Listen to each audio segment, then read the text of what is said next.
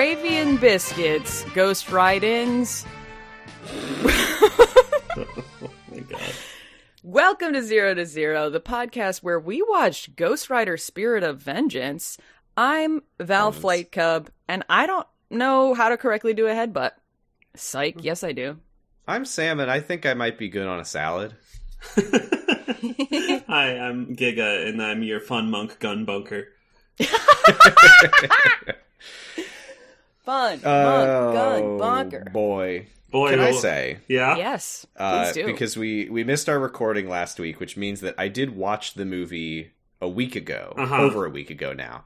But if the metric for success in movie making is being memorable, I remember every fucking frame of this film from over a week ago. I could summarize it right now from memory without looking at my notes. And I know that because I did, to test myself, to Lauren, I did summarize the entire segment of the movie that we watched. And I don't think I missed a single thing. Now, did Lauren also watch it? Or could you No. have said anything and she would be like, good job? Well, I mean, that's just our relationship anyway. It's Right. better than just, like, summarizing something into a mirror, looking dead in your own eyes. And Which I also do, but that's... okay, yeah. I'm just saying there's no verification that you actually got it correct. You just No, talked. I verified. I'm looking at my notes right now, and I got everything right. Mm-hmm. Okay. All right. Well, it was very memorable. It ferments like a fine wine in your mind. It also helps, though, that in this here third act, very little happens. Yes. But also a lot happens. A lot happens, and none of it Much like matters. a lot of our segments, a lot happens, and also nothing happens. Well, Val, would you like to tell us what happens? I would love to.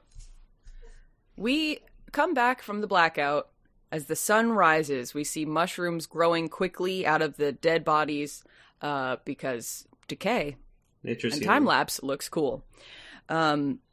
So the group reconvenes, and we learn, finally, what the prophecy is. I'll be honest, Idris Elba's French accent made this a little inscrutable to me, but I'm pretty sure I got it. So, the prophecy is, Danny has to be 13, and then the rite can be performed at dawn of a new winter. And that rite is a little ritual ceremony thing, well, not little, a ceremony thing where Rourke's soul will go into Danny's body, because Danny, being half demon and half human, we learn later, Danny being half human, half demon is stronger and won't die as quickly or whatever. Sure. He can use the powers. Sure. So Nick Cage, Johnny Blaze says, okay, well, we gotta save Danny, even though I don't have the rider anymore. I promised Danny he'd be safe, so I gotta help him. And then we see Zombie Wallow, aka Kerrigan, bringing... Why Wallow? He's the one with You long wish hair. It was Wallow. I guess. It's what he reminded me of. I also call him Zombo in my notes, so I'll just keep calling. I'll call him Zombo. He brings Danny out to Rourke in the ambulance that he stole from the EMT. They are in Uzak Goktan, the furthest place from heaven, according to Idris Elba. People who hate turkey. Yeah. And it's time to go to the armory and get a bunch of guns, which the monks have. They have wine and weapons because they were naughty. And without the rider, they're boned. So they need as many guns as possible. Rourke explains to Danny that in this human body, he is a flamethrower. Danny laughs because it reminds him of Piss Pee Pee. And then says, but he's a flamethrower made of paper mache because using his powers would destroy the body. But not for Danny. Some goons come with a needle and they sedate Danny in preparation for tomorrow morning, which is when it will be the dawn of a new winter and the rite will be performed. Nadya, Johnny, and Moreau prepare to storm the castle. As they're scoping out the place, they see politicians, murderers, and people of influence, aka the Devil's Soldiers, arriving at the castle to watch the rite and presumably take part in it some kind of way. And Jerry Springer is also here. We And have Jerry to assume. Right, we have to assume. Yeah, also Jason. And so Nadya is on the sniper gun, and the other two run in.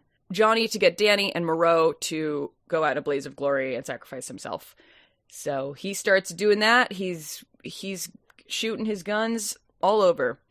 We see inside the castle that Danny's eyes are black! Because they've already started the ritual, and it seems like they're pretty far in.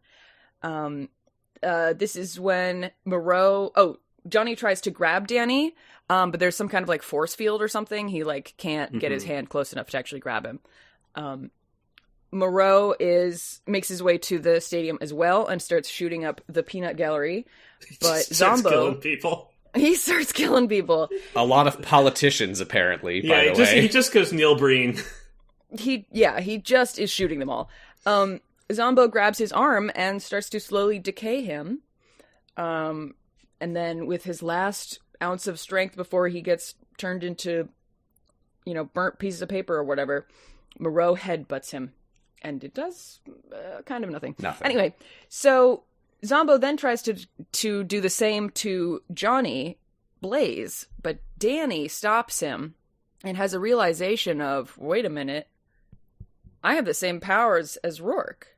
So he, in a move I can only describe as hilarious, runs and jumps on Johnny and wide open mouth barfs flame onto him to make him the rider again. It's a jet stream of fire onto this man's head.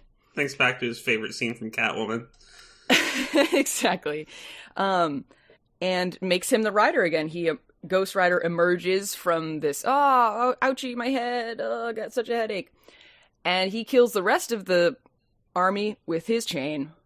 Then, Rourke grabs Danny and runs off, so it's time for another motorcycle and car chase. Yay.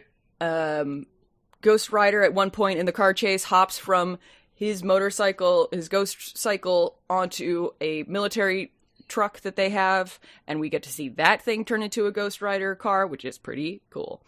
My opinion. That part's editorializing. I apologize. No, I think it's objective. It's objectively pretty cool. Nadya hops in the whip as well and is part of this chase. Zombo goes to attack her car, but Ghost Rider grabs him and, says, hey, pick on somebody your own size, and starts fighting him. They do an incorrect headbutt as well on Nadya's hood, on the hood of Nadya's car. Ghost Rider does the penance stare? Yeah. Question mark? Yeah, you can tell his Zombo. eyes get his eyes get dark and scoopy. And he's screaming, and Zombo looks scared for some reason. And once he does that, he throws him off the car, which somehow gets him run over by the car also, and he gets pancaked and dies. Ghost Rider says, roadkill. Yay. Sorry, I just saw in my notes, I wrote, the writer says his iconic catchphrase, did I do that? Yeah, pretty much. So he's finally made it up to Rourke's car in the convoy and uses his whip to get that car to crash. He gets Rourke as he's climbing out of the car. Rourke says, worst fucking deal I ever made. And Ghost Rider whips him with his chain, throws him up in the air like he's Team Rocket blasting off once again, but instead of turning into a little sparkle, he gets yanked back down by the Ghost Rider, who tells him to go home, and slams him so hard into the ground that he goes all the way to the center of the earth and burns up in the magma core. No, I'm not kidding. Yeah. That is not what I interpreted this moment as, but sure. But yeah, sure.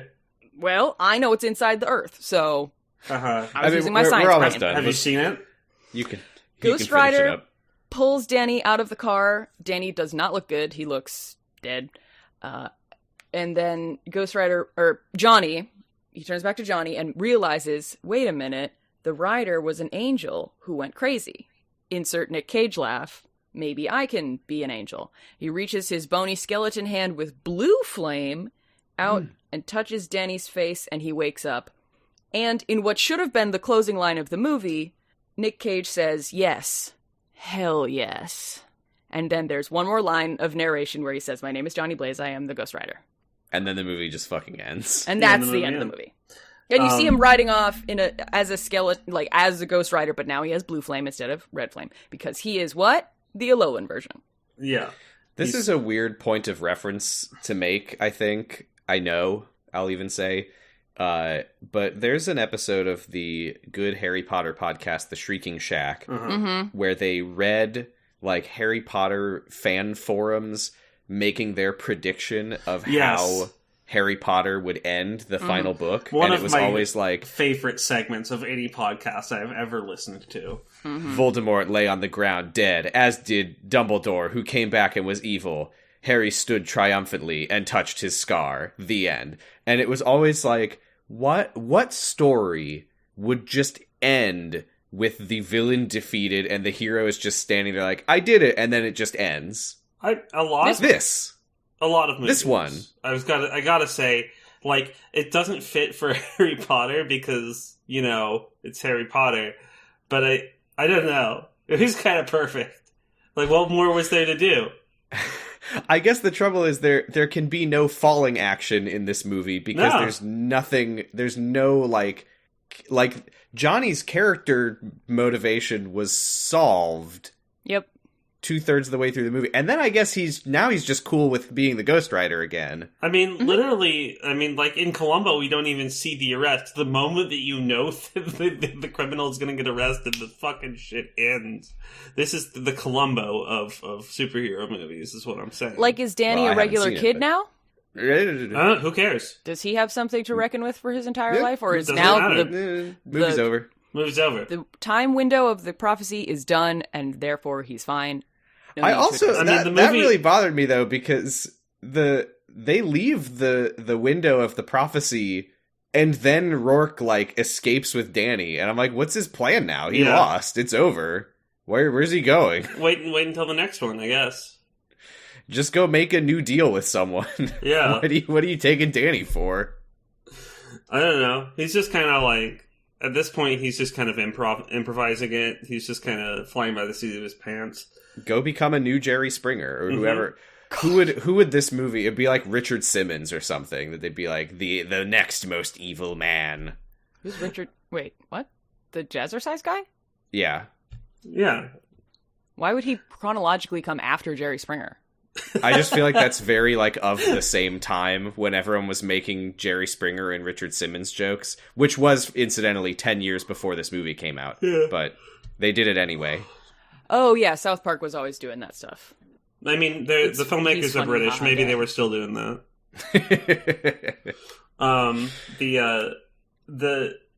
So, I laughed so fucking hard at yes. Hell yes. Hell yes. Because it's not only that. It's the fact that he says, I'm thinking yes.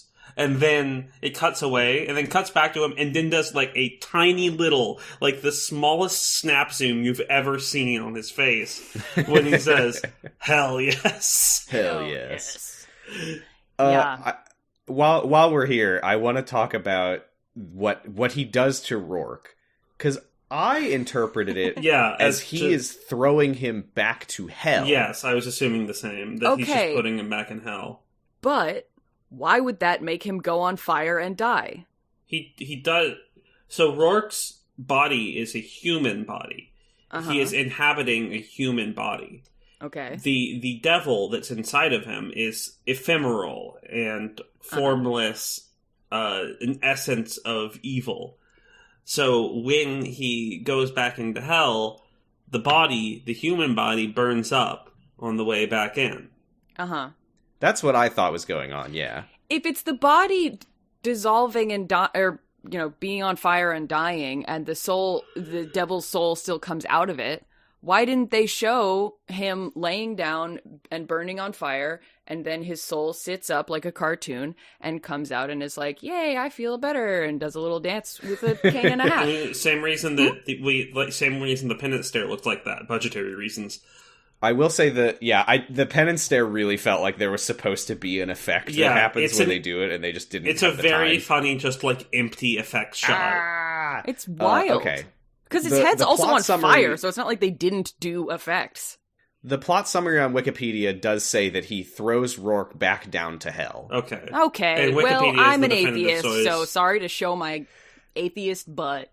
I mean, there's a lot of stuff on the wiki though that I really have to question. Here's one. It says that Kerrigan is turned into Blackout. That is never said in the movie, but there is a citation, so apparently he does. Yeah, sure, why not? Okay.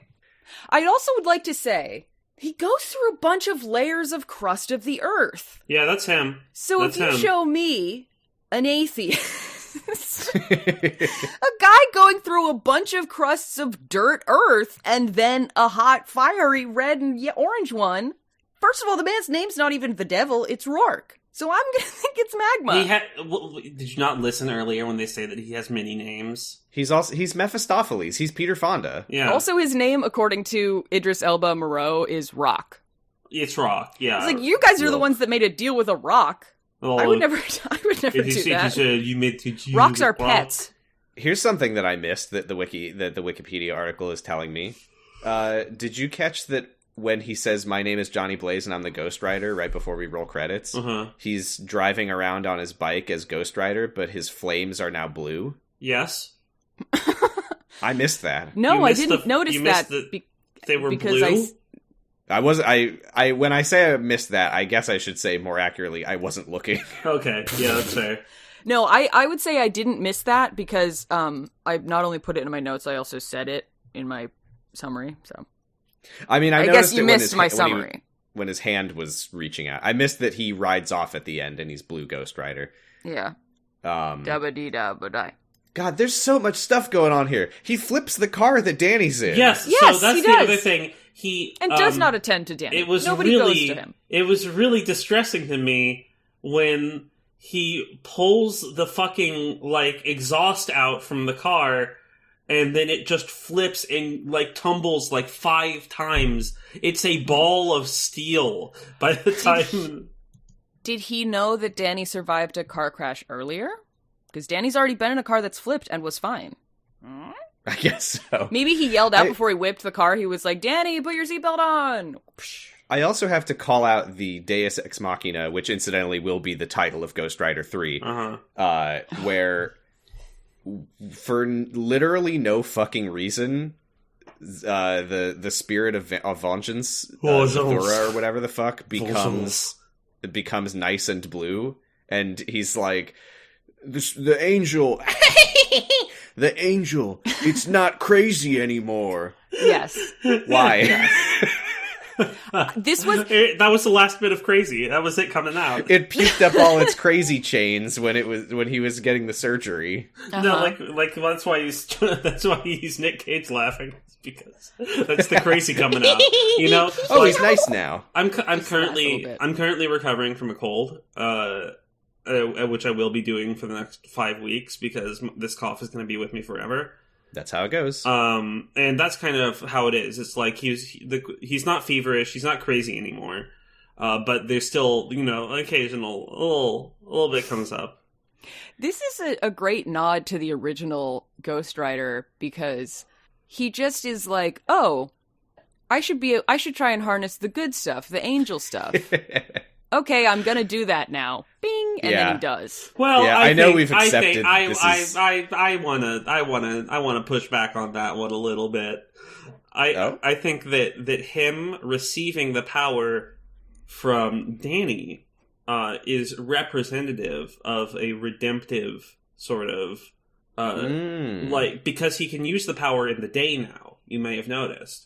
I wasn't sure if that was just a retcon or if it was I think that a change. No, we see that he can't do it, but I think that is representative of his sort of, because he came to terms with his trauma and his guilt, and then received his powers again. It's very religious. It's very Christian.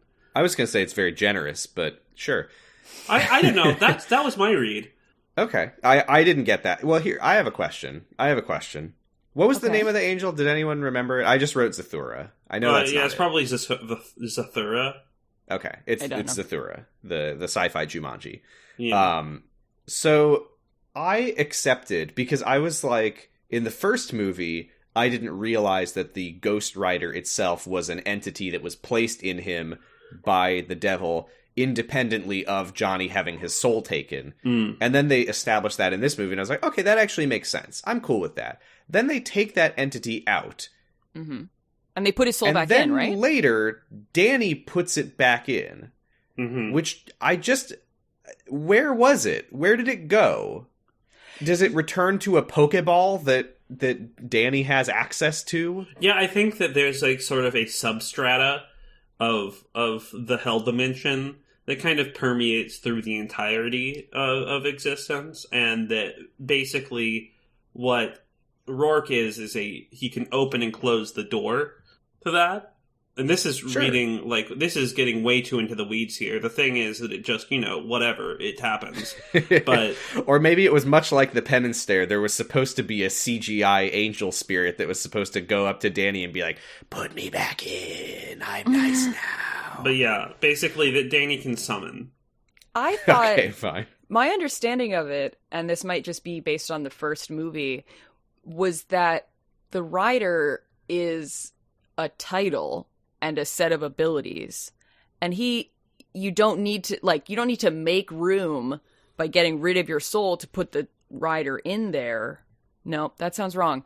I don't know, because now is he double stuffed? Like, if he has his own soul back, don't say that.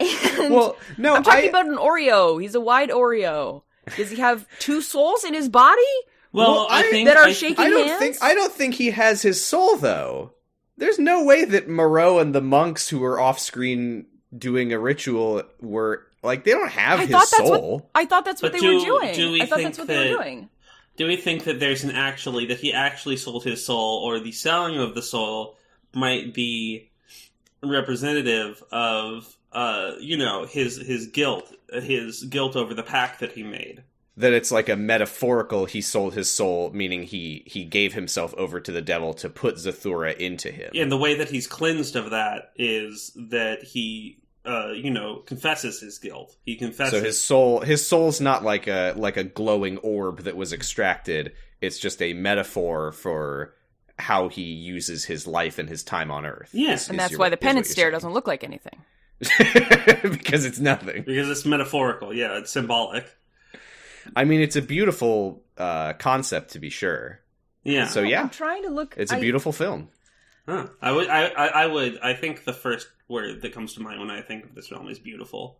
It's art. I mean, it's art. That's given. Let's go around the table at this table that we're at. Yeah. What did we all think? I'm so glad we got a coffee table installed in front of the triple toilet. By the way. Yeah. This is so convenient.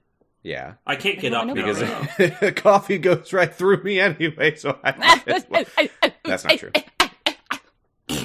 I'm inventing a new laugh. Oh wow, that was cool. I liked it. Did we all like the movie in the end? Yes. Well, I really don't know. Me either. I really don't know. I think that I would honestly say that it got... Would I say it got better? It got more entertaining over time, I would say, for sure. I'd be interested to see this one in, like, a single sitting. Yeah, to me, my understanding of the three segments is so different. Because the first segment, all I was thinking was like, this isn't the original Ghost Rider, why is it like this? And then the second segment... Sound like that. No, but that's how I was responding. And then... But this, I think if the whole movie was like the third segment, I would enjoy the movie. Because also, I realized the other thing that like rubs me the wrong way, and it's like not his fault, is Nick Cage's California accent is so strong. Yeah. And it just, this segment, he was talking the least, so. Oh, okay. It's about Californians then. Wow. Yeah. I mean, I hate California. The good news is there aren't that many people from there to get mad at me for saying that. Statistically, I don't think anyone from California will ever hear me say that. No, it's definitely not like a big populous state or anything. It's not a country. It's not the size and population density of a country. Mm-mm. Yeah, yeah. Don't say the instead of in front of a highway number, maybe. I like you better, you know? I'm going back to the beginning of this segment. I don't remember if I already answered this question. I did not care for the film, but it it grew on me like a fungus, and by the end, I was at least appreciating how stupid it was, which I really wasn't at the start. I'm glad that you got there. I hope I did get there eventually, but the ending, I was kind of like just sitting here like, what? Are you fucking kidding me? I hope that in someday you might be physically restrained and forced to watch this movie again, and that you can appreciate how stupid it is until I become the spirit of conscience. When that happens.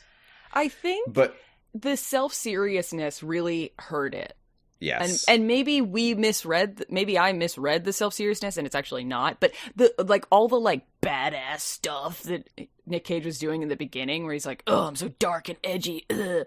Like, maybe it's not supposed to seem badass, and I find that hard to bbelieve. I felt it was very neutrally presented, personally. There's nothing that anyone can say to convince me that this shouldn't have been a movie in terms of it. I just remembered that in the middle he gets hit by a grenade and spins around in a circle. Yeah, that's flat. It's so self-serious. Why did he do that? But this is my thing. The movies are weird and fucked. This is my thing, is there's two movies here. There's the wacky, Wet and Wild Ghost Rider movie that I could have liked, and then there's Call of Duty. And I just, the scene where they go to the armory like it's the fucking Matrix, and they're just picking up guns and being like, yeah, this is a good gun. Yeah, I think I like you again, Moreau. As Nadya leans forward to pick up the gun, and you can see more of her cleavage. I know that we have been referencing I Think You Should Leave too much lately, but it's very big time Detective Crashmore. Oh fuck yeah, I can't wait to shoot this fucker. No, this movie is Crashmore to me. The whole thing is very Crashmore. It really is. Nick Cage is like, everything sucked lately, I don't give a shit. Yeah, exactly. This is what Crashmore is. Okay, I'm going back to the beginning of this section because we need to talk about the fact that 1 full hour into the movie, Johnny turns to Moreau and is like, "What's the fucking prophecy, dude? So why are we here? Why is any of this happening? Why does Rourke want Danny? What's the thing with the prophecy? I feel like vibes can get you a long way when you're dealing with this stuff. If a leather-clad Frenchman with still unexplained yellow eyes came up to me and was like, "I need you to ride your motorcycle and be badass," I would be like, "Fuck yeah!" And then we'd get there, and I'd be like, "Wait, why? Where?" I don't know if you said to me the words leather-clad. That's hard to say. Leather-clad Frenchman with yellow eyes. That Moreau is who I would picture. Well, they get really mad at Moreau, by the way, for not telling them this sooner. Yeah! And, I also feel that way, but I don't know why they care so much. The scene where he's like, "What the fuck, you never told us the prophecy just because we didn't ask." It doesn't matter. You still want to save Danny. You know that the devil's trying to kidnap him. Isn't that enough for you? It's vibes based, right? I just feel like that scene really looked like they were in some kind of theater major movement class, and their only assignment was find a reason to point in this scene. I don't think Nadya gets mad enough at Moreau for taking them to the monks that want to kill Danny. It was also pretty funny to me that when Moreau tells them that the prophecy will occur on the dawn of the winter solstice, that Johnny is just like, "But that means we only have until tomorrow morning." I did not understand this at all, because he says the dawn of a new winter, and then Johnny says, "Oh, so he has to wait till the dawn of a new day, right? So we have till tomorrow." Yeah. Which is correct, but he didn't. That's not what. Yeah. I guess this is maybe nitpicking a little too much. I'm just like, I know that the winter solstice is basically on the 21st of December, but not really. Well, no, but also, yeah. I mean, it changes.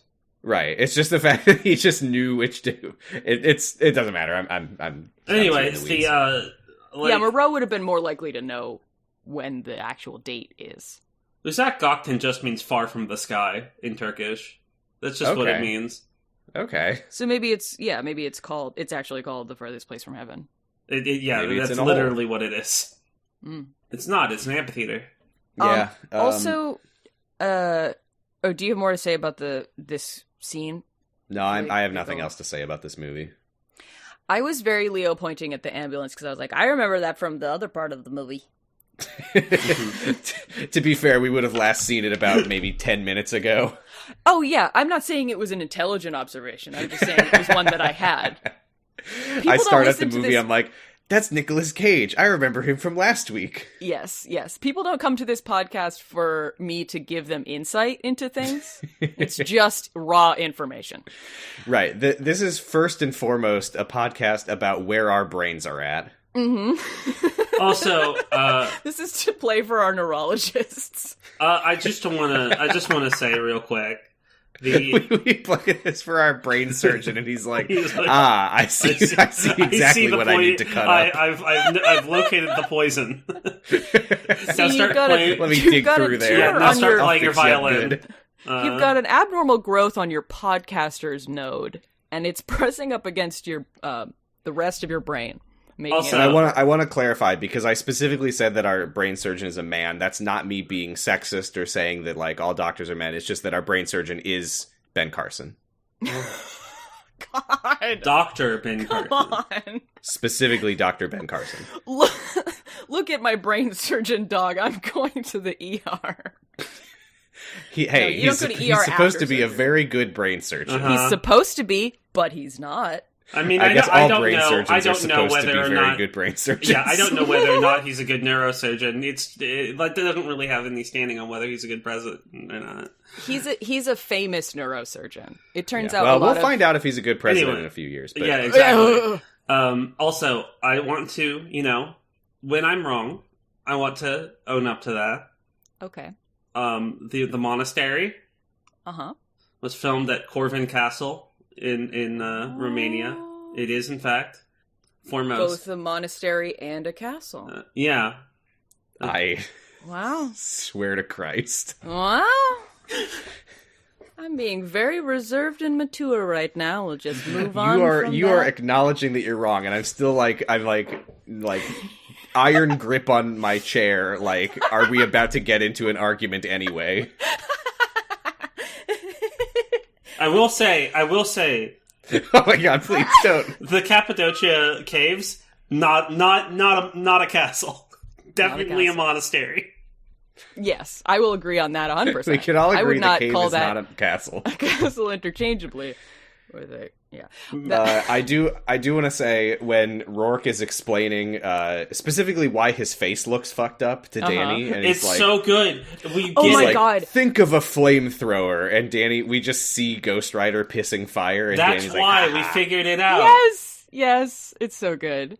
Also, the first thing that Danny says to Rourke, he gets out of the ambulance or whatever, and Rourke is like, "Do you know who I am?" He's so creepy. I think that Sharon Hines does a very good job of being an absolute freak. Yes. Yeah, I would say so. And Danny just straight-faced goes, "What's the matter with your face?" Yeah, what's up with your face, dude? Look at that. Look at that high-waisted man. He's got feminine hips. And he's just like... Teens are so good at just seeing your one insecurity. He's just like... Rourke's just like, my son is so rude. And then they sedate him immediately. Yeah. Please shut him up. I can't believe she raised my son to be so rude. And then he's like, wait, where's my wallet? Oh my god. So I alluded to this briefly during your summary, but they like scope out Uzak Gokten, and Moreau says all the devil's agents on Earth are here, politicians and murderers alike, to see the anointing of their new king. Which means that in a few minutes, when Moreau starts going absolutely fucking like hog wild, murdering people, like just gunning people down left and right. Yeah. This is gonna be like the biggest news story in human history in a few days. Yeah, it's dozens of world leaders were found murdered in black robes at a devil ritual. Summary, but it is a fucking it's a Neil Breen-ass collection of people that just start getting murdered. I don't understand that reference. I know who Neil Breen is, but I don't. Okay. Does he lump people together like that? It's not worth meditating on. The listeners will get it. Okay, that's fair. Also, I wrote this joke in my notes, but it's not actually that funny. But if this movie was made in 2022, instead of saying politicians, murderers, people of influence, he probably would have said politicians, murderers, and influencers. Am I right? Yeah. Yeah, that's true. Yeah. Kids beyond their phones. Kids beyond Also, their when Rourke explains to Danny that he's a flamethrower made of paper mache, he is whispering. Why he do that? You know, inside voices. You're like, You think I don't want my cool friends to know. The thing about Rourke is that he's very polite. Unlike that's why he was so offended by his son's lack of tact. No. Okay. His tactlessness. Candor. Did you get Candor is the word. There you Candor. Oh. Also, the sound mixing on this movie was like a lot. Yeah. I was trying to hear the dialogue, so I turned the volume up super loud. And this is like such a cliche complaint of like the dialogue's so quiet and the noises are so loud. But holy fucking shit. There's a part in the ritual where they're like swaying around and it's like getting, what? They're going So stupid. They are. They're swaying. And it's like getting more and more serious, or Danny has to make a decision or something, and there's that like suspenseful sound that's like wee.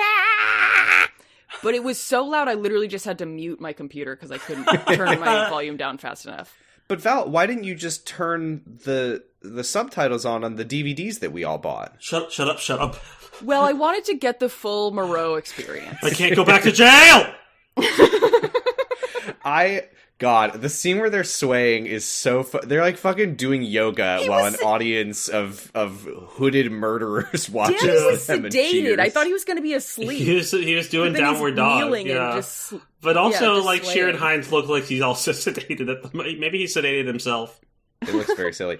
There's an issue that I have here that will lead into another issue that I have later, which is they're like, okay, we've got until daybreak on the morning of the solstice. And then they wait until night for all of the guys to arrive.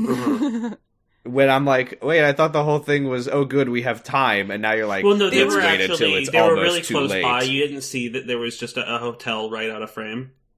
They were spending the entire day in the armory just like loading up like But no, they arrive in the daytime and they're like scouting, and then they just wait until night. But Moreau tries to explain it because he's like, this is the middle of the ceremony. It will be when Rourke is at his weakest for power. This is weakest power. I think that he was bullshitting, and that he actually wanted to just kill all of those people. Or he fell asleep and he wakes up. He's like, oh shit, he's at his weakest. We should go now. We've all been there. Oh, I'm gonna lay down for 20 minutes, and then you wake up and it's 3 hours Nadya, later. you know how to use a sniper rifle. But this really bothered me though. I was not because sleeping by accident. We have been told numerous times that the devil has no power in the realm of man except to make deals with people. And then Rourke says, or Moreau says that Rourke is currently at his absolute weakest point. Well, you know, and then when Johnny arrives, Rourke throws him around with telekinesis. Yeah. Well, whatever. That's because he can only do that when he's at his most powerless. No, so when he's weakest is when his weakest is also when he can use his most devil powers. But he's also very weak. His strongest power is making deals, and so at nighttime, around all of his close friends, he can't make a deal with anyone because he's made a deal with everyone there, and everyone else in the world is asleep. So his strongest power is missing. Now he can only use telekinesis to throw people around. Maybe instead of Jerry Springer, he should have been Howie Mandel. Ooh. And every time somebody says no deal, he just like laser blasts them with his eyes.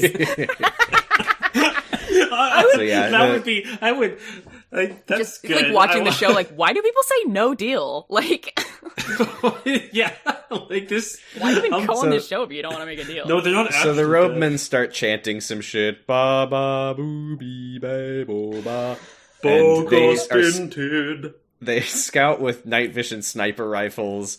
Nadya is like, we're outnumbered. Yeah. This sucks. Nadya just starts fucking blasting. Where did she learn to use a sniper rifle?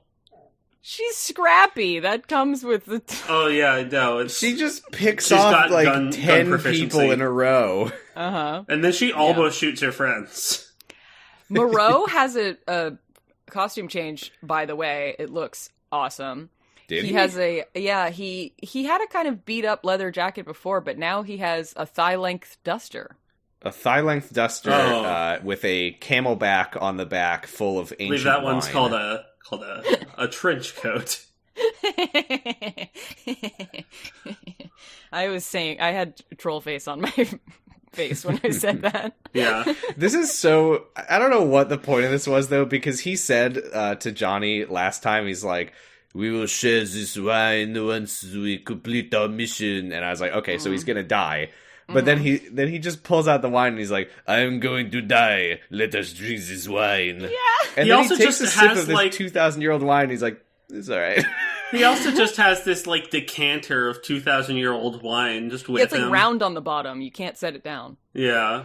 Like, where was Well, he where doesn't was need to. He's accepted that he's gonna die. Was that in a pocket? Yeah, great question. Really great question. And then... this is the one, like, Nicolas Cage weird non sequitur in the movie that I liked, is where Johnny drinks the wine and he just goes, might be good on a salad. It's gone bad. It's vinaigrette now. Yeah. Too fermented. Moreau then gives him a masculine hug. Yeah.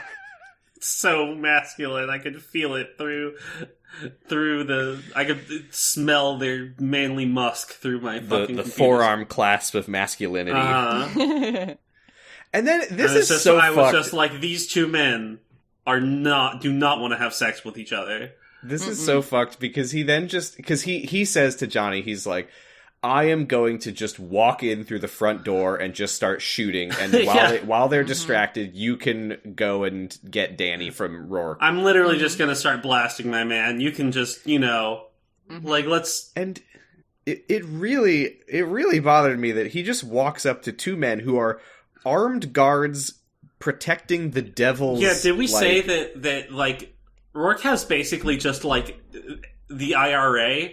They look like the IRA with him. How do you mean?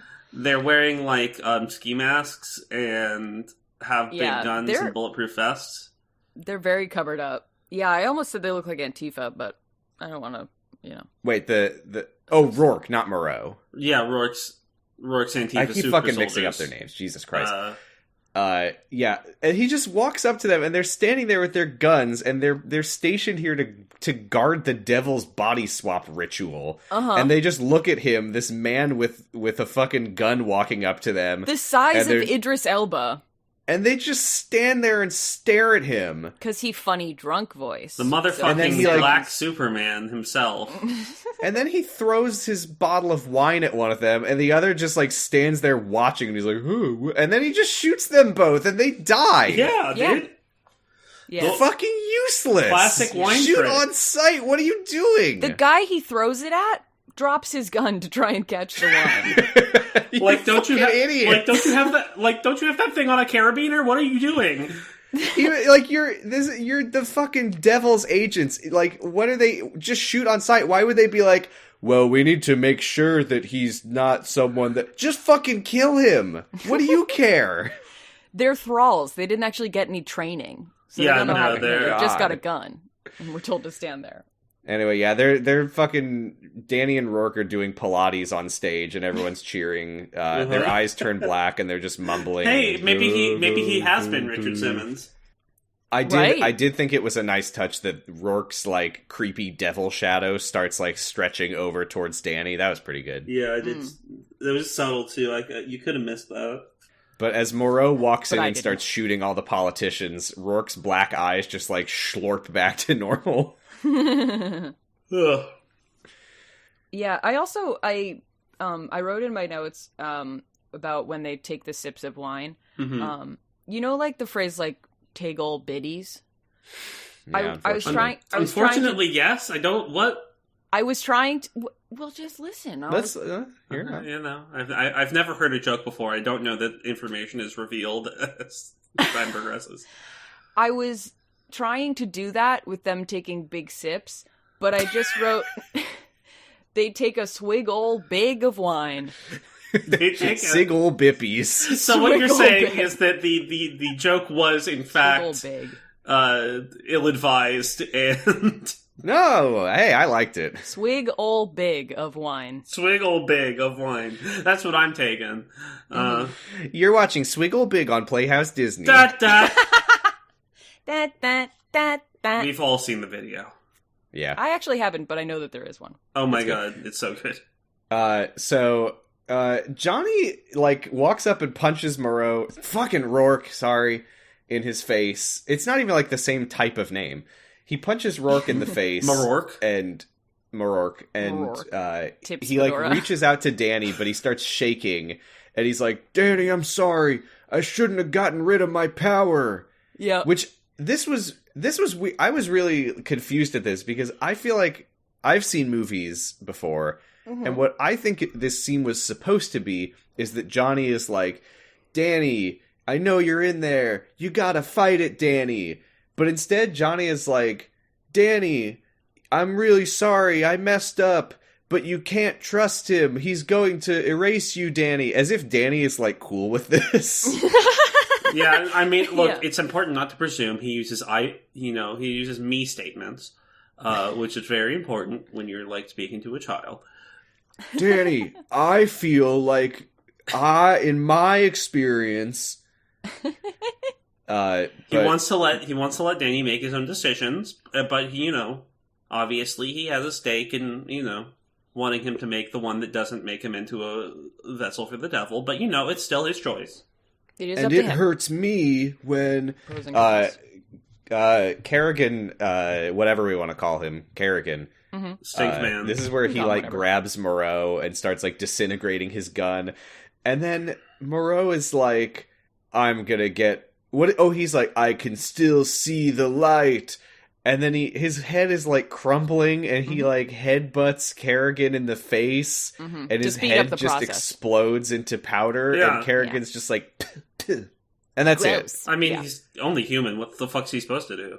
I don't know. It felt like it was a weird, like, it was framed like it was some, like, triumphant moment of defiance, but all he does is, like, get some head dust into Kerrigan's mouth. He took his demise into his own hands, and I guess so. And I mean, it did incapacitate him for like a couple seconds. Exactly. Like, what more beautiful way is there to die than to slightly inconvenience your killer for a small amount of time? That is a level of pettiness that I honestly just have to respect. I'm going to tie your shoes together, damn it. And while Johnny's reaching out to try and grab Danny, his hand is like shaking and like wiggling and stuff. And they like speed up or slow down or something. They do something to the hand to make it look like supernaturally wiggly. Supernaturally wiggly. Supernaturally wiggly. That's supernatural wiggliness is what they call that effect in Jacob's Ladder. I really feel like maybe they could have used that budget to put something in the penance stare at all. The budget of making his hand go fast. I think the hand wiggling thing is a little easier than the just whoever's job that was could have taken the 15 minutes. Look, I don't know. I don't know what fell through, what like went wrong with like the penance stare where they couldn't use it. But obviously, it was like they either. I think it was more of a thing that they didn't have time to make it good, and so they kind of had to just fall back on whatever they had. Right, like they filmed the footage of them screaming in each other's faces, thinking that something else would be happening in the middle of it on screen. They were like, "Wait, what the fuck?" We don't have money in the budget for an effect to happen. Or they got the effect back, where his eyes just become like a little grooblier, and they're like, "Wait, what the fuck is this?" And they're just like, "Well, we have to ship tomorrow, so." So Rourke then is like inexplicably hunched over like a complete fucking weirdo, and he's just like, hey, you're a powerless insect, please. Yeah, he's gone sicko mode. Like we get another quip. Oh yeah. Yes. This is what the whole movie needed. because Zombo is grabbing Johnny, and Danny, like, makes the black robe people part and, like, walks towards I love him. this line. It's And so stupid. He looks up at Rourke and he says, "The apple doesn't rot far from the tree." Yes, dude. Kerrigan is loving this. He's been a rot themed villain for literally like a day and a half, and he's already like, "Yeah, looks like the apple doesn't rot far from the tree, Batman." He literally does like a crown of thorns on Johnny Blaze's head of Stank. But what I would like to say that there is like Daredevil had this problem where it was like a lot of Catholic imagery without any like particularly religious content. Whereas this has very like, I have to applaud this movie for like, honestly not that much Catholic imagery, but a very Catholic theming. This is a very Catholic movie.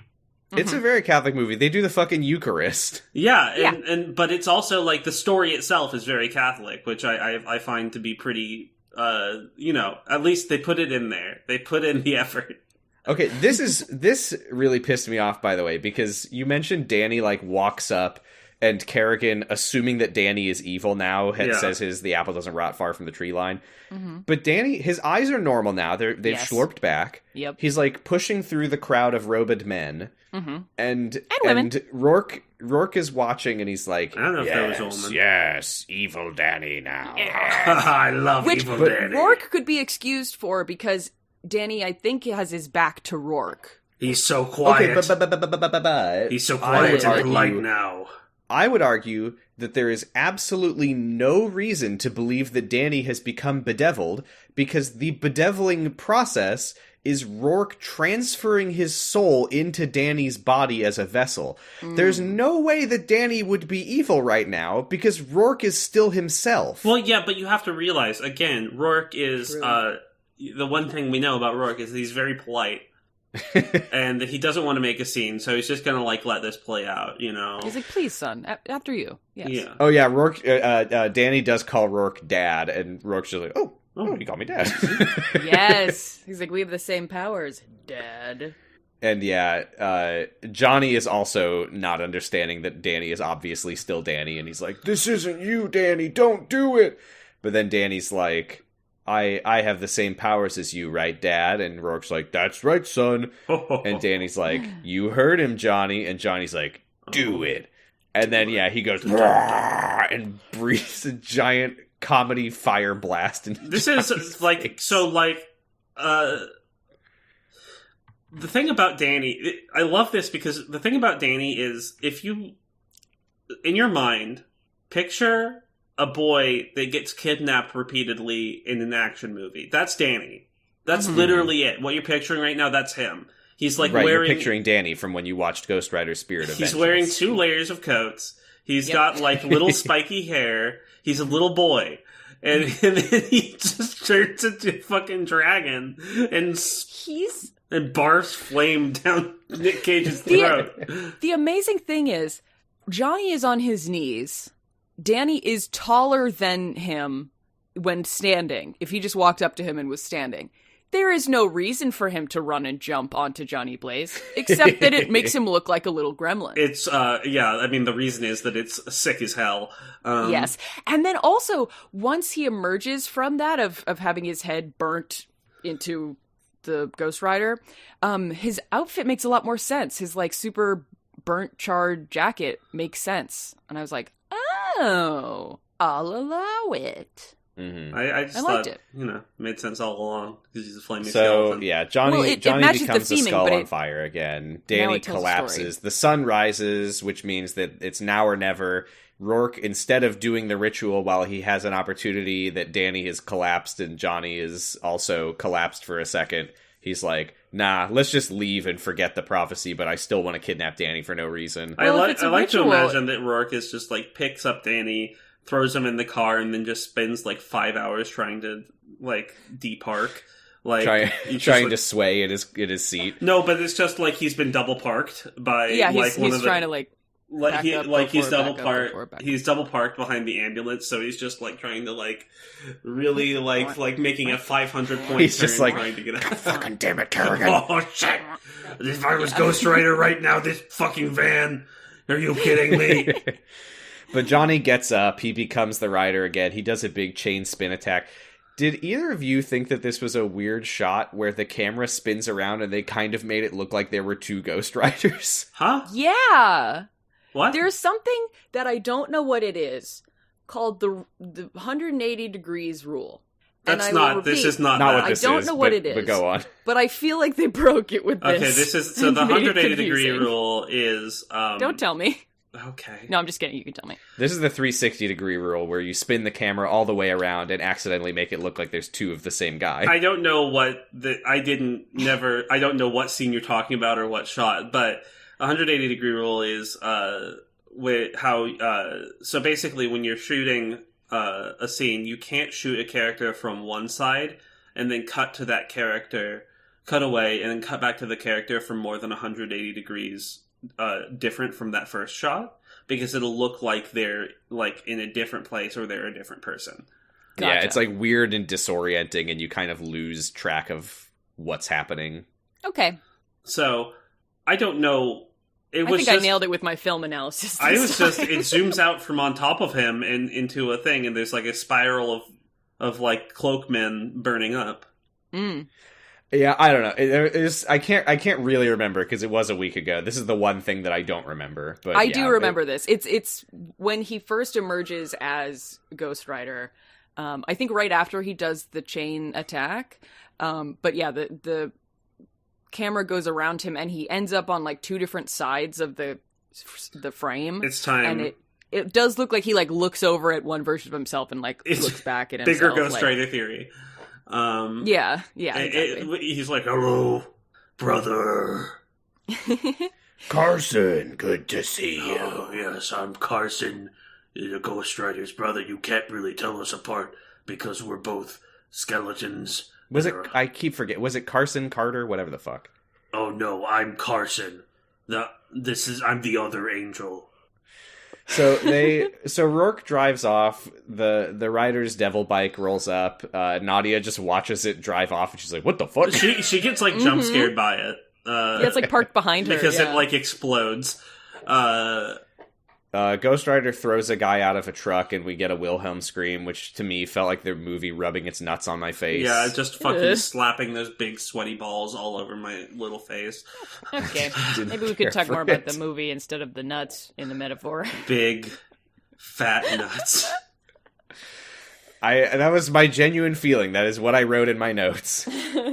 I have to stand here in my truth. It's true. This was I kind of hated this because Ghost Rider, like, he knocks the guy off the truck and then he possesses the truck and makes it be on fire and stuff. Yeah. But I'm like, you did this but way bigger last time. Why should I care about this? Because it looks cool as shit. I just like it would have been cooler if he hadn't done a cooler version of it earlier. I wish don't know. that he it's would set up and pay off. I wish that he had gotten and taken over, because there's like a few like vans and the big troop transport, and there's also a technical. And I wish when I saw that I was like, will Ghost Rider take over the technical and have a Ghost Rider 50 cal?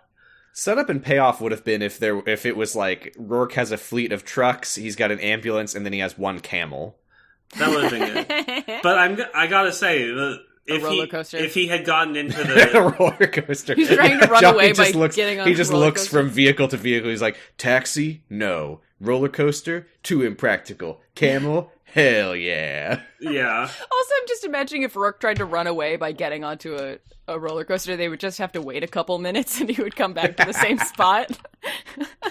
Just be like, oh, this felt more efficient. But like, I don't know, if he had gotten onto that Toyota Tacoma and turned it into a flaming Toyota Tacoma with a giant flaming Demon 50 cal on the back, it would have been pretty cool.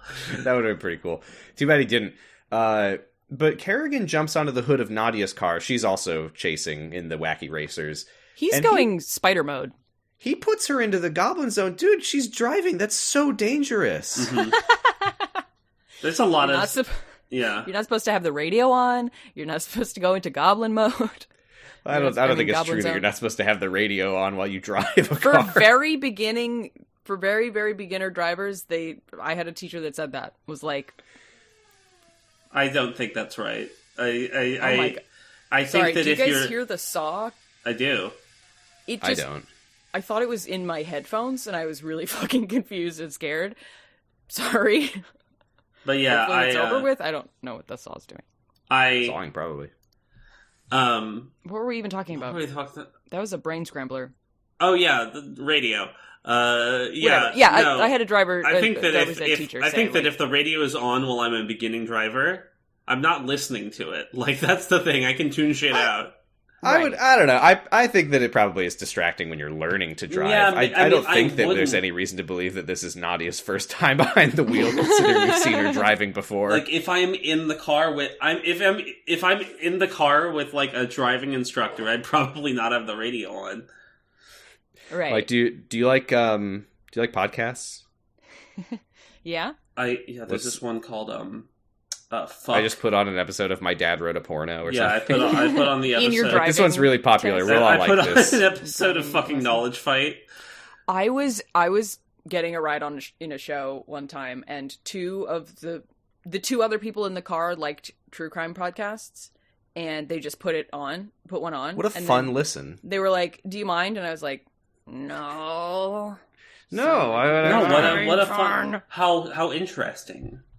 Yeah. Like, he chased her down the hallway and then stabbed her 12 times. Like, Jesus Christ.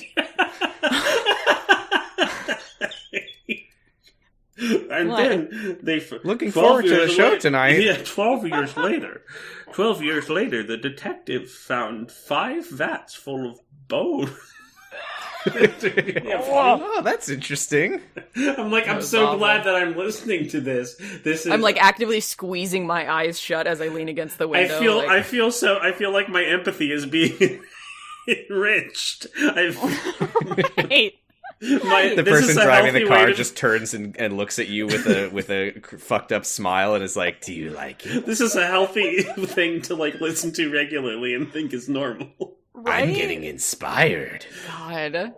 Luckily, the one that he listened to when it was just me and him in the car was about a kid pretending, like an adult pretending to be a kid, or was it really a kid and the parents accused her of being an adult pretending to be a kid because they didn't want to be her parents anymore? Question mark? Mystery? I mean, I guess that's a crime.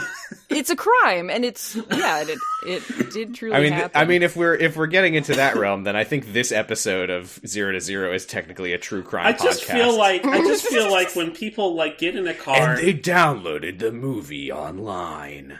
Just kidding. I'd be about as comfortable like listening to someone, like it's fine to listen to true crime shit, but it's like putting true crime on in the car with me in it is basically the same thing as just if they started like, "Hey, do you mind if I watch some hardcore porn?" I love to do this in my free time. It calms me down. Okay, was it the beginning of the episode, or were they like in the middle of it? Was it just like the car just started up and you just hear like, "Hacked the body apart the next morning"? Yes, I'm pretty sure it was like a third of the way into the episode. And he was like, "Oh, I was listening to an episode on the way here. You want to keep listening to it with me?" And the person in the backseat's like, they were just in the middle of taking the body apart. The only reason I will like not immediately go to music and like put a podcast on when I'm giving someone a ride is either because I'm listening to it and want to continue listening to it and don't care, or because when you put on Spotify in your car, yes, I'm sorry. It goes into car mode and no, it's fine. I'll live with my shame. And immediately starts playing whatever you were listening to. So when I get in the car and, shout out to Dan, Halloween Fart Sounds 5 starts playing, I'm like, oh god, I'm so embarrassed. Sorry, someone put this on my phone as a prank. My cat walked across my keyboard just then. And typed in, "Sorry, this is my Discover playlist. I don't know this song." Oh yeah, my like humming along underneath your breath. Like, sorry, my cat walked across my board and typed in "big titty ASMR farting ASMR roleplay." So anyway, she's listening to true crime, and Kerrigan's like, "That's weird." So he tries to kill her, but Johnny does a punch fight with him. Like he's like, "Hey, can you put on some true crime podcasts?" Says Danny in the back. So Kerrigan like takes his finger and like pokes the glass and makes like a crack in it, and then like keeps poking, and the cracks like go out wider. Is that the glass decaying, or is he just have a strong finger? That's just what happens to glass over time. Definitely. Okay. For sure. That's definitely what glass does over time. Yeah. Okay. Okay. Well, now that we got that sorted. Yeah. So, cool. So Ghost Rider says, pick on someone your own I did want to say, there's some... on someone your bone size. Woo!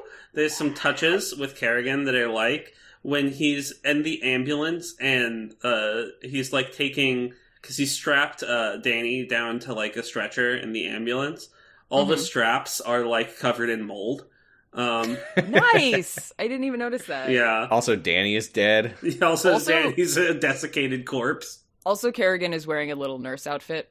Which wouldn't have been in the ambulance, so I don't know. He just have to, like, play hot potato with everything? Because when he's, like, drawing on Johnny's face with his nasty fingers, it's, like, rotting and then kind of healing. Does he just have to be, so he doesn't kill Danny? It must be something he can do on purpose, because he holds Johnny's face. But it's not something he can do on purpose, because we see that each time he tries to pick up the fucking apple... It rots, and he can only eat Twinkie. That was when he first got his abilities, and he didn't know how to control That was them. 30 minutes ago. That was 30 minutes ago. He looked in the mirror and he said, "I harness the power of rot within me," and then he made a little plume of mold. He's been a goblin for 30 minutes, and he's already like, "I've got it." Okay, so they have a fight. I mean, he was really a goblin his whole life, and so he spent his whole life training for this moment. They have a fight. Johnny does the penance stare, and it's really shitty and sucks. And then Kerrigan just drops dead. But I will say the Johnny fight says, "Roadkill." The fight is pretty cool because Kerrigan keeps going into the goblin zone, and just gets yanked out of it. Nice. Because the goblin zone is still very cool. It is a really interesting effect that they do. That like just everything turns black around him when he starts molding something. I didn't mention this. We didn't mention this, but when Moreau is put in the goblin zone, he can like still see. Because when he says like "I can still see the light," he means it literally. Like he can still see like a few feet away from him, which no one else can do. Because I guess he's a good Christian. Yeah, that's Christ. Yes. And then, Johnny says, Ghost Rider says roadkill. In my opinion, it's too little too late. He needs to be quipping the whole time. You can't just do it once at the end. Also, roadkill, that is what roadkill already means. Like, it's not a pun on something. Roadkill is when you get killed by getting run over by a car. I mean, he wasn't good at it. He was never good at it.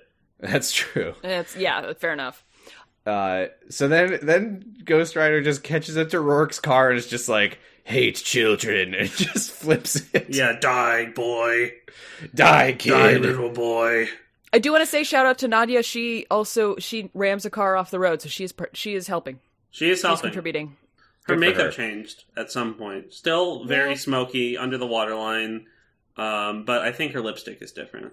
So Rourke is trying to crawl away pathetically, but Johnny like whips him with the chain and flings him up and then whips him down into the ground, sending him back to hell, which I would think is what he would probably want right now anyway. Yeah, I mean, but it's also where he just can't cause problems anymore for a little while. It's kind of like if you grounded a kid, but you let them have their recuperate phone. And become powerful again. I mean, I don't know why this is good. I mean, you can't just destroy him. It's better that he's there than here.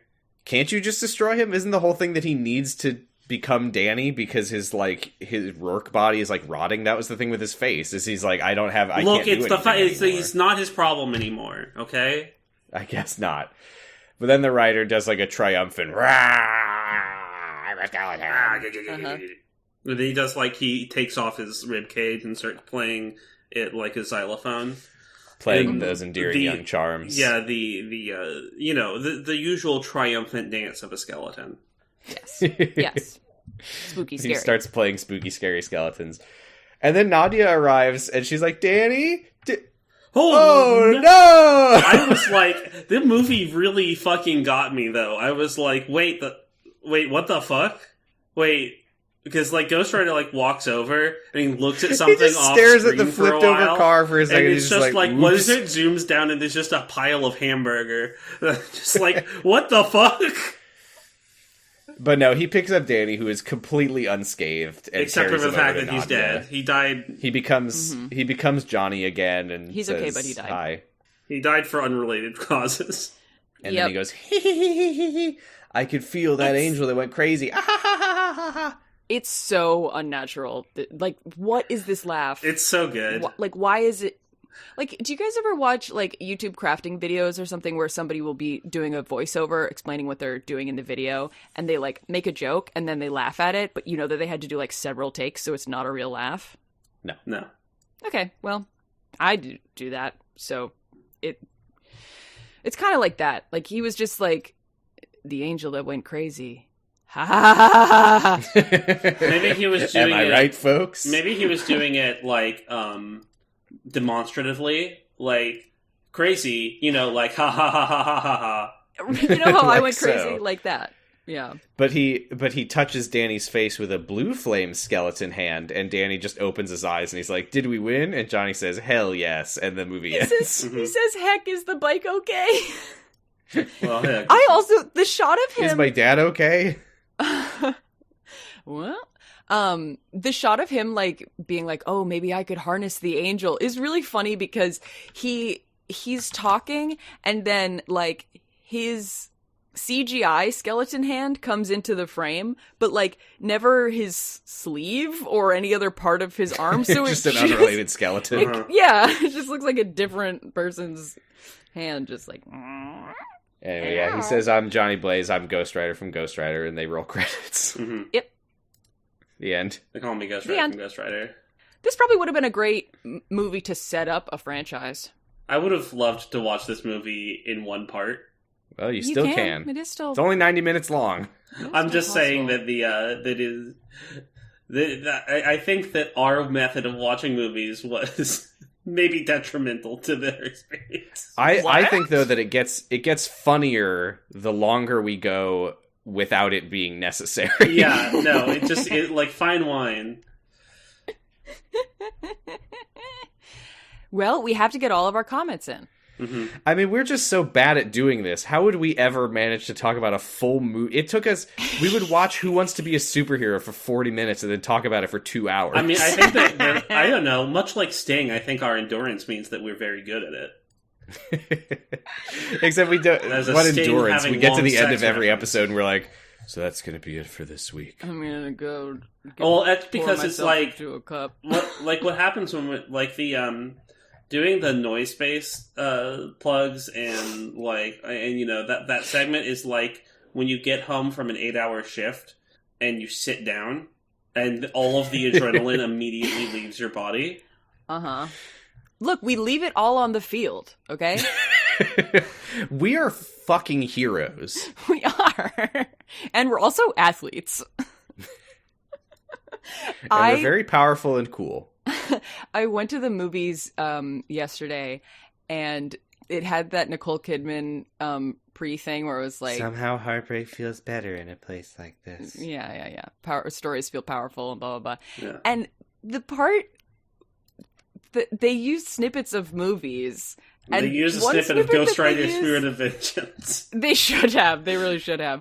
But what they use is that scene from Wonder Woman, and the scene where she, like, comes... Sorry. I was When she comes? wondering why you just seem to be moving on. I can picture like it there so were a bunch clearly of in my those. head, so, like, obviously you remember which one I'm talking about. No, the one where she comes up out of the trench and she, like, slow-mo, like, hits a bullet with her bracer and, like, looks at her bracer and, like, walks triumphantly. Uh-huh. And I just had this feeling where I was like, it's funny that they use that scene because this movie's, like, so... And then I was like, oh, no, other people don't think of this movie as, like, a big, stupid mess. Yeah. Wonder Woman? Like We liked Wonder letdown. We Woman. liked Wonder Woman is the thing. We did, but... Until the not- third act. But that was not in because the of third Wonder act. Woman. What movie did you see? Glass Onion. I had a feeling it would be Glass Onion. It's the only movie anyone's talking about right now. Oh, it's good. Yeah. I have no idea what I it is. still haven't seen Knives Out. I need to watch that. Oh, it's that one. Okay. I will say, you don't have to watch it in order. So you could watch Glass Onion by itself. But I did, as with all things that have multiple installments, I do highly recommend watching them. I feel like I would probably like Knives Out from what I've heard about it. Yeah, it's good. You would. Captain America's in it. It's an incredible movie. Wearing a big old sweater. Right. We'll never watch a movie again. The last movie I watched was Paul Blart Mall Cop 2. No, the last movie that you watched was no, Ghost Rider. I watched this a week ago. Mall Blart Call you watched Paul Blart Mall Cop 2 in the last week? Why? Thanksgiving. Oh, it's the second one in Thanksgiving and the first one's in Christmas time? No, it's for... You don't know about Till Death Do Us Blart? No, but why? You don't have to watch it. Well, I'm a broken person. No, this isn't interesting or worth talking about. Yes, but it is.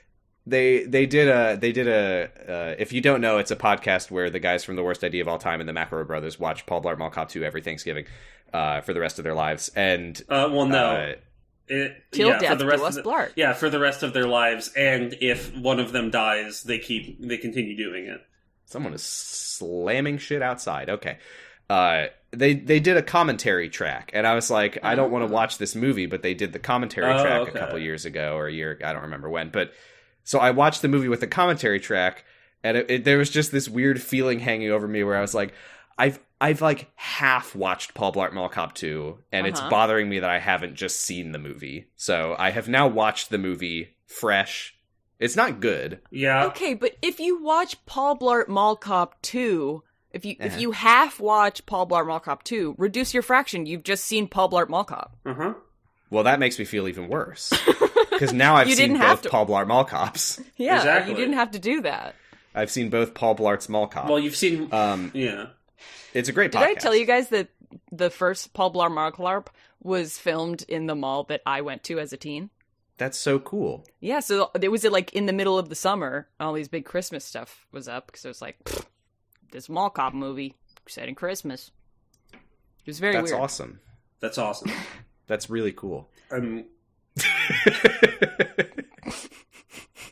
Thank you, guys. It was a very vulnerable story for me to share, so I'm glad it's getting received positively. I will kill again. Should we wrap this up? Yeah, why not? All right. Follow us on Twitter at 0to0_pod. We are also on co-host at 0to0. Okay, then. Hi. Are we on Tumblr? No, Tumblr. Okay, well... I'm not on... I don't use Twitter anymore. I'm on co-host at Positive Stress. Hi. Hi. Hi. Sorry. I'm Giga. Yeah. You can find me in various places. You can find me in a bottle of Canada Dry Ginger Ale. Please don't shake me up. I like it in here. You can also find me on Twitter at Gigalithic. What the fuck? I thought a washing machine started going off in Sam's head or something. You okay, Giga? No. You can find me on Twitter. I still use Twitter. At Gigalithic. You can find me on co-host also at Gigalithic. And, like, I don't know, you probably know me. DM me on Discord, say hi, say Merry Christmas. Alright. And, thank you. Oh, thank you. This almost makes up for the fact that you just assaulted me. And, commission me. Please, inquire within. I'm Val Flight Cub. You can find me... You can't find me on Twitter at Flight Cub. The second B stands for Blart Cop Mall Paul. Blart Cop Mall Paul. But I'm spending a lot more time on Tumblr once again at Flight Cub, where you can see me talk about crimes that I will not do. Okay, just thinking about, and having a fun time, having a pleasant time, as opposed to on Twitter, where you have a different thing. I also technically have a podcast called LMNOP. It's about elementary. New episodes are coming out eventually. They I do. promise. They do that. They do. They will. I swear it, or I'll eat my T-shirt. Okay. Maybe you should. And that's on Noisepace, where the other podcasts are as well. This podcast is on Noisepace. I could really go for a T-shirt. Yay. Gay is on Noisepace? Gay is on Noisepace. Do you mean Digimon Ghost Gays? What the fuck are you talking about? I did not say that. I said I could Did really... Sam not say gay? No, Sam said I didn't say yay. anything. Sam would never say gay. He thinks I it's thought a dirty you were word. suggesting you were suggesting a title. Like next you were going to be like snack. I was I didn't say suggesting, anything. like, House of if you Snacks. like eating T-shirts and also food, you might enjoy Diet Lilith. The diet, yes. Snack. Not Snack. If you like Doctor Who, you might like my podcast, Doctor Huh. If you like Kingdom Hearts, you might like my podcast, Sounds About Light. You're on 3 whole podcasts. What if we like to listen to completed podcasts? I don't know. Say about teen shows. Well, Shows for I think teens. that you could find Jurgen It about the secret life of the American teenager, or even Kyle XY about Kyle XY would both be those that they would that would apply to them, that you would have them to listen to. Nice. You can listen to Kamurocho Radio. You can. If you like people Video with the games, the last movie, the name podcast. Canning, you can listen to Kamurocho Radio as well, or Slappers Only. It's true. And like we say at the end of every episode, Hell yes. Hell yes. hell Oh, yes. Also, next we're going to be doing Blade. Blade. Is there not a third Ghost Rider movie? No, Was that a lie? Or a Ghost joke? Rider 3 Deus Ex Machina has not come it's out not yet. come out yet, but it will. Oh. But with Nick Cage it's coming out? No, I made it No, up. it doesn't exist. Oh. Sorry. I said that earlier as a joke, but I... Well, like, I just watched a video where from last year where Keanu Reeves was talking about Matrix Resurrections, so in my mind that it made movie perfect exists. sense. I Yeah, guess that it's a Ghost Rider possible that would they come might out. make a third Ghost Rider, but it's I very don't unlikely. think that. Yeah, if somebody had like a bunch of money burning a hole in their pocket and wanted to just Yeah, I'm going to we're say. gonna dump it into a well but didn't want And to if poison Nicolas the water. Cage had a I'm bunch going of to fire say burning a with hole in his skull. hope in my heart that this will cause it to manifest in this world, that it is impossible that they would make a Ghost Rider 3. I'm eating so much cereal and saying they will I never mean, make hey, Ghost we Rider. said that, and then they made a third season of Who Wants to Be a Superhero. So... They will never restore the Snyderverse. Wait, they did? No. Oh, sorry. Did you know all the original Rugrats actors are dead? Well, I did. still. What if we we're so far from it at this point? But if we get our hands on the child abuse season of Who Wants to Be a Superhero, we're watching that shit. There is no way in hell that we will ever. It's impossible. Find the It is British lost Who Wants to media. Be a Superhero children babies. It is Because lost- If It we has been did, scrubbed. we would go back for it and watch it. If I yes. had a time machine, that is what I would get. So if any of our listeners are walking around in like a muddy area and you see some Yeah, if any of our trash in a listeners puddle, are like double check that it's not a DVD Blu-ray disc of the season 3 BBC version. if you're a I moss feel like I farmer, must is have a told you must-be this at the superhero. time, but literally a friend of mine was like, "Oh, I know a BBC archivist. Let me check with her." Yeah, and even And no, they were it, like, it doesn't fucking exist. yeah, but like if you're like a moss farmer and you're digging through the muck as you do every day Mhm. to gather the delicious moss for your liege lord, and you wave at your farmhand Kerrigan, who does such a great job of helping the moss grow. Mm-hmm.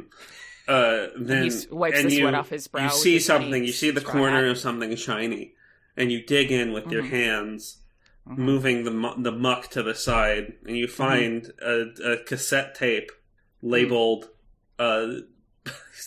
British season. Who wants to be a superhero? Do not watch. Who is a child and wants to be a superhero? Do not watch. Just sitting their way. Put it in a manila envelope. If you're Yeah, send one copy to the SCP Foundation, and we'll take the other. And if you're a poor child in Britain and you're eating a chocolate bar, just your one chocolate bar that you got as a present, as a treat for your birthday, even though your family is so poor that all 4 of your grandparents have to live in the same bed. Yeah. And you open up the wrapper and there's a... Do you think they're getting nasty under there? Do you think they're... Yes. Well, would you rather they get nasty over it? on top of the sheets. They don't do Did the I make laundry. this up, or is there a scene in that movie where they're all farting under the big blanket? Maybe I'm just conflating that with the burping scene. I don't think so. I don't know. I don't think that there's a scene in Charlie in the Chocolate Factory where all of the grandparents in the same bed are farting. There's not a scene where there's like a fart sound and like the blanket like lifts up a little and then they all laugh. Like, we're going to release this episode, and, like, Joe is going to, just without comment, post a YouTube video of a scene where all of the... And thank you so much. The grandfathers are farting in the bed. But anyway, if that's you, and those are your grandparents farting in the bed, and you open up the candy wrapper, and there's just a little thumb drive in there that says the initials of Who Wants to Be a Superhero, but it's kids. Send it to the people who need it. Well, what about Which is Vic? us. Well, what was Vic? Yeah. All right. Bye. Hell yes. Bye, hell yes. Hell yes. Bye. Hell yes. You.